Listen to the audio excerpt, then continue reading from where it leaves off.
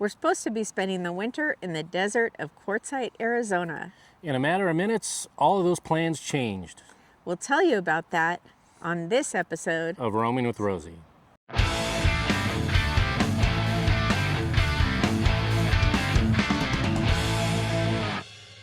On our last episode, we showed you what happened after I took a bad fall in the desert and ended up on a helicopter ride to Nevada.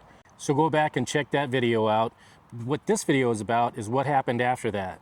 We spent a few days in the Las Vegas area to be near friends that were a support system, for me to continue to recover and be near the hospital that they had brought me to.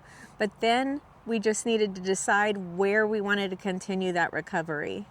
Yeah, so what we did is we decided we're just a couple hours from Zion, so we decided to shoot up near Zion National Park and hang out up here and see if it was any better than when we were here in October, because when we were here in October, it was miserable. It was a sea of people. It was like Disneyland. And the other thing is yeah, we've gone to Zion. This is our second time during this trip heading up towards Zion. And then we also found some other things that are really close to the St. George area that are really interesting that you're going to see in this episode. Normally what's typical for us is to look for places to hike. That's what we do. That's kind of our hobby, is hiking and getting around and out into nature as much as possible. So not being able to do that, being not running to risk another fall. My knee is still healing, so there's a lot of that going on. So everything that we found that we wanted to do, of course, it involves wanting to hike. So we were really forced into finding a much more laid back trip. The drive up to Hurricane, Utah was stunning, as always. If you've never driven from Las Vegas to the St. George, Utah area, or vice versa, you owe it to yourself to plan to. The Virgin River Gorge actually takes you through the northwestern corner of Arizona, which squeezes between St. George, Utah and Mesquite, Nevada. It's a dramatic 16-mile canyon carved by the Virgin River, with Interstate 15 running through it. Known for its stunning limestone cliffs, the area is popular for rock climbing, hiking, and BLM camping. It's different than most views we get to the Grand Canyon because the cliffs are actually towering above you as you squeeze through the narrow passes with glimpses of the Virgin River below. We found the great campsite at Jellystone RV Park up in Hurricane, Utah, which is near St. George, also close here to Zion National Park. We were able to use off-season winter rates along with Passport America and even get it down as low as $22 a night for 4 of the nights that we were here, and less than $45 a night for the other nights. It's been great having the hookups because I'm roughing it just existing in an RV right now.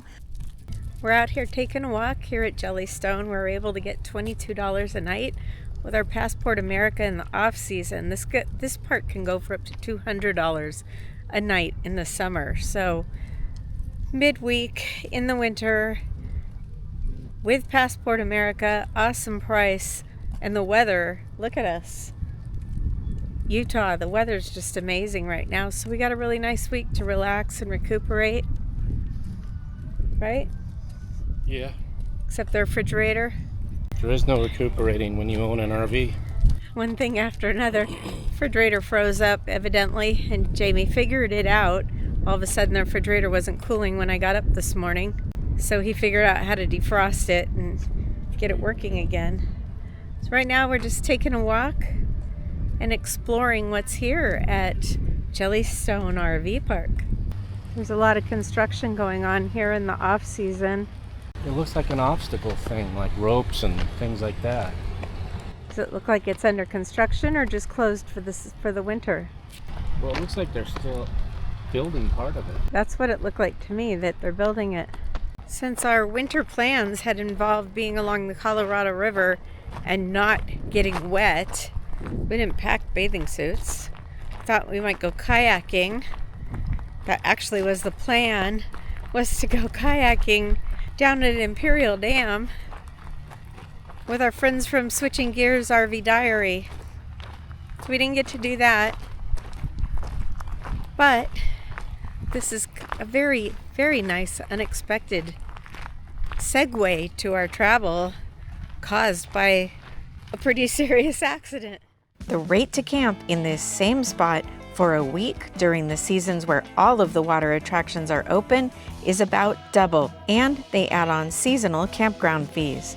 This example is based on 2 adults and 4 kids in the same campsite. There were 0 campground fees while we were here, and use of the heated pool and jacuzzi is included. Probably could have been doing water exercise. This is actually too hot for a day like today, but maybe in the evening. We were supposed to be in Quartzsite, so we don't have bathing suits. Right. Well, we can always do it in our underwear. See those old people out there in their underwear? If you're a homeschool family, it seems really worthwhile to take advantage of the off-season to come here. There are no extra fees added to your site for children or pets during this time. Plus, they offer really great monthly rent deals as well, and the full hookup is included in that rate. And here's something that's becoming harder in private RV parks. No tenure rule for your RV. Your RV must be in good condition and fully contained.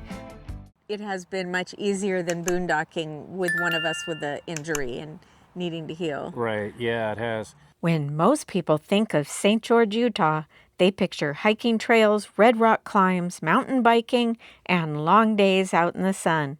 And yes, all of that is here. But what if that isn't what you're looking for? That's how we found ourselves at the St. George Dinosaur Discovery Site at Johnson Farm.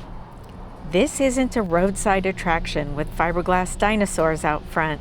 It's a legitimate paleontology site built directly over one of the most significant dinosaur track discoveries in North America. The center is built directly over the original discovery site.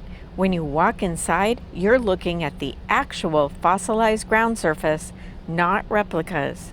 In 2000, while leveling land for a home, a local resident uncovered what turned out to be hundreds of dinosaur tracks embedded in stone. Further study revealed the tracks date back nearly 200 million years to the early Jurassic period.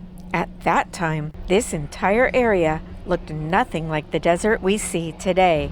It was part of a large lake system with muddy shorelines and shallow water, and dinosaurs walked across that mud, and the conditions were just right for those footprints to be preserved. They've really made this fun to look at for all ages. There's a lot of dinosaurs for little kids to look at. They may not understand the indentations that were left by the dinosaurs or bone fragments or anything like that, but they definitely will enjoy this mural behind me and the dinosaurs that have been recreated around the museum here. There are also something especially unique, swim tracks. So this little track down here, our Dilophosaurus over here would have stepped on our shoreline about 190 to 200 million years ago and left behind this 3-toed track that we can see.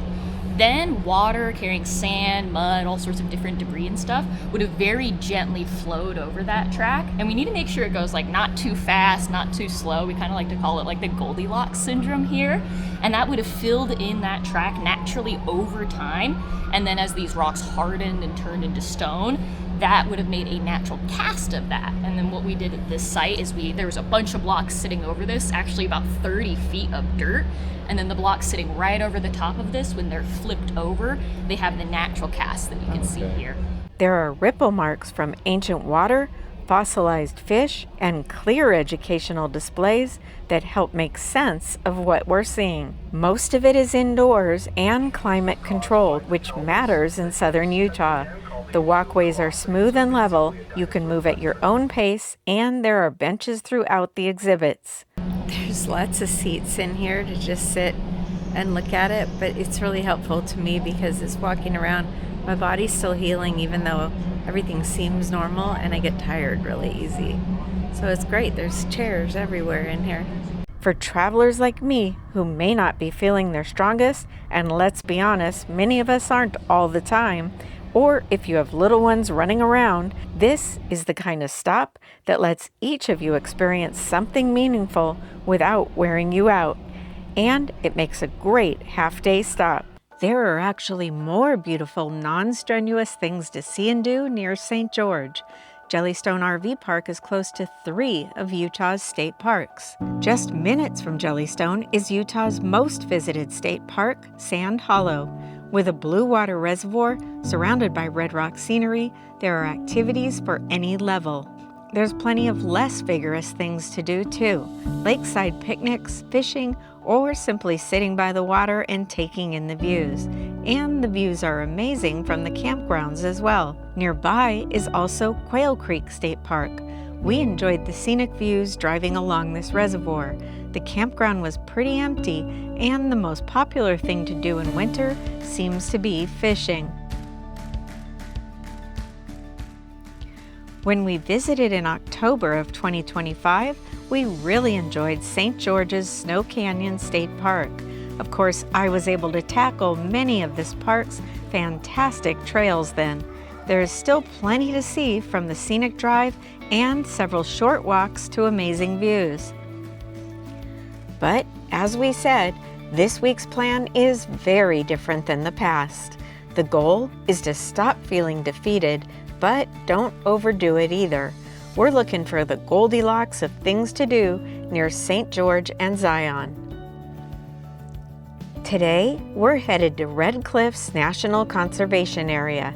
It's a large protected area, 44,700 acres in southwest Utah, and it's managed by the Bureau of Land Management. Its purpose is to conserve desert habitat, wildlife, and public use recreation.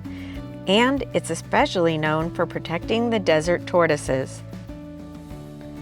The section we are visiting today is Red Cliffs Recreation Area. It's not known for long scenic drives or easy walking trails, but it does have a few interesting sites to explore within one small section of the area. Today we took a drive over to Red Cliffs Conservation Area, which was only about 7 miles from the RV park. Yeah.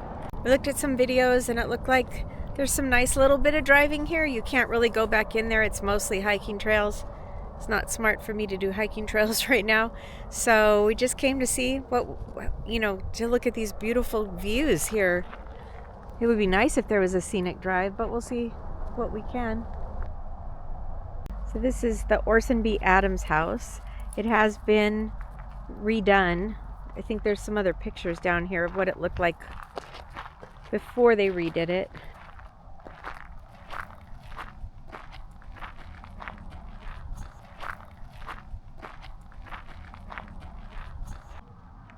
The Orson B. Adams house was built in the 1860s for early Mormon settler Orson B. Adams. It was part of the first efforts to establish permanent farming communities in this harsh desert region. The home used local materials and simple design to endure extreme heat, limited water, and isolation. Today, it stands as a rare reminder of the earliest non-native settlement history in what is now the Red Cliffs area. I wonder if they had glass originally or just the shutters. I want to go hike.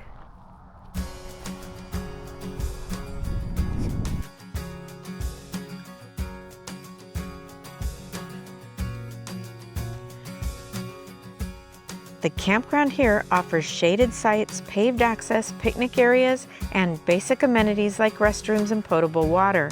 However, an important thing to know is that access requires driving through those 2 narrow underpasses that go beneath I-15, which limit both height and width to 11 feet 9 inches.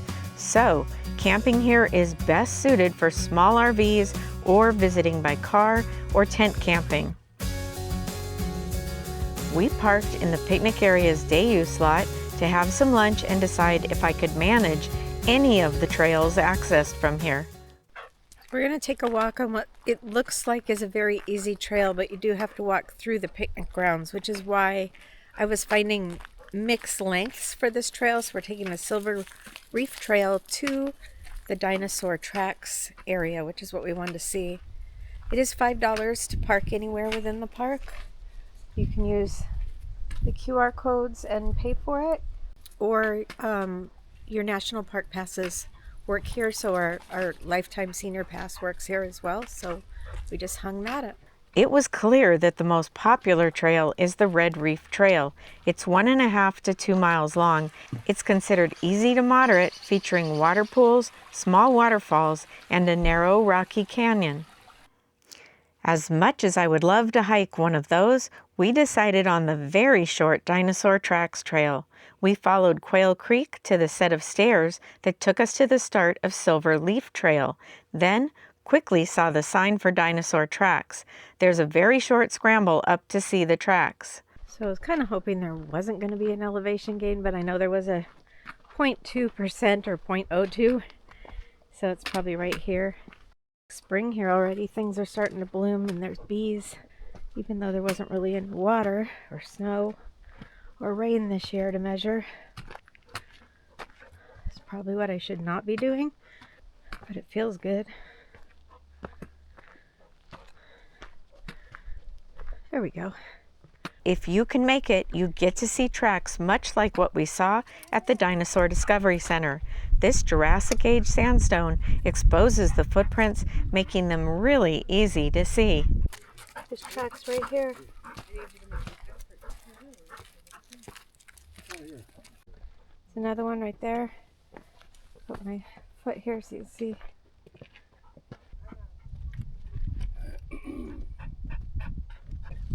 So we've got one right there. That's one. There's one. There's one. Dinosaurs. So that's his little cutesy toes, but he didn't have a very cutesy rest of him. You can see right there. So there's 17 of them here.